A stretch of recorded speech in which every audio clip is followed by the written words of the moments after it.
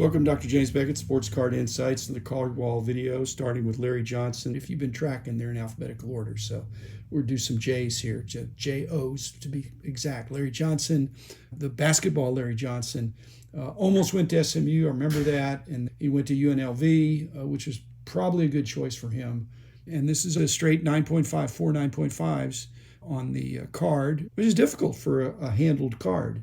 I probably will keep this on there because he was amazing in high school, and then he was amazing in college, and he had a great pro career too. Thanks, sponsors.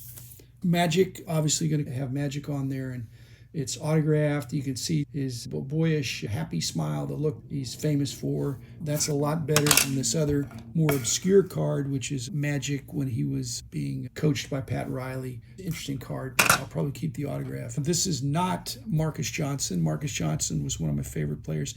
How they could miss this is interesting to me, but it may be one of the reasons why the Star Company cards are not got full respect. There were a number of errors there, not that every company doesn't have errors, but this is pretty egregious. Bob Lanier was left-handed, Marcus Johnson was right-handed. This is another indication why sometimes the star cards were considered XRCs, extended rookie cards, and not full rookie cards. But this is actually a tough card.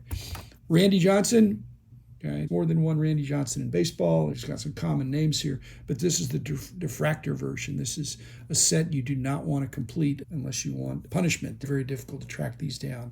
Even the regular set, much less the Diffractor. Same thing with these Crusade Reds. Just don't do it unless you want a lifetime quest. These are numbered to 25. The Diffractor I got from a box that I won at Huggins & Scott, so that might be the tiebreaker. Vinnie Johnson, the microwave, Baylor connection, instant offense, had a very flat shot, which I did not. I don't think that works unless you got perfect timing. So Vinny will probably not be there forever, but he can be there for now. Walter Johnson, the big train, got several to choose from here. One is this Pistaco stamp. I've had that on there, but now I'm considering this 1949 Bazooka wrapper, which is pretty interesting. It's a wrapper, but it's got player identifiable verbiage on there. And then same thing with this, a W551 strip card, blank back. Not a caricature, but the pink cheeks and all that. That was a statement of the way they did it. Charlie Joyner's not going to make it. I'm Dallas, not Houston. The Oilers are defunct. Charlie Joyner was great. It's not based on his abilities. It's just that I'm going to be in Dallas, and Charlie Joyner is going to be off the wall. He probably is getting bumped right now.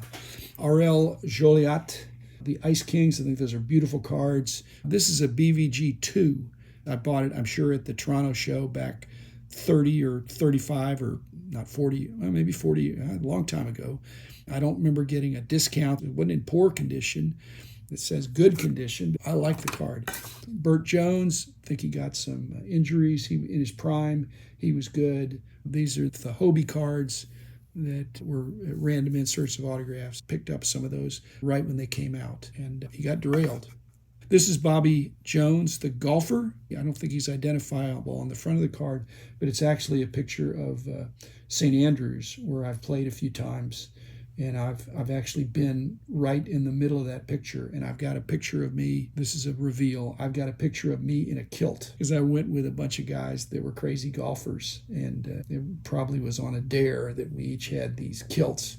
And then we took them off and put the pants back on. Lastly, B.Jones, one of my good friends that almost came to work for me. B.Jones was his absolute favorite player of all time because he was so tenacious on defense and so unselfish, and that's the way this guy lived his life. And he met him, my friend met B.Jones, and he was not the least bit disappointed. He said that he was consistent with what his image was, and I hope all the players can be like that now. I will keep this on the wall until my buddy comes over to see that I remembered. That's it, and thanks again for another wall video.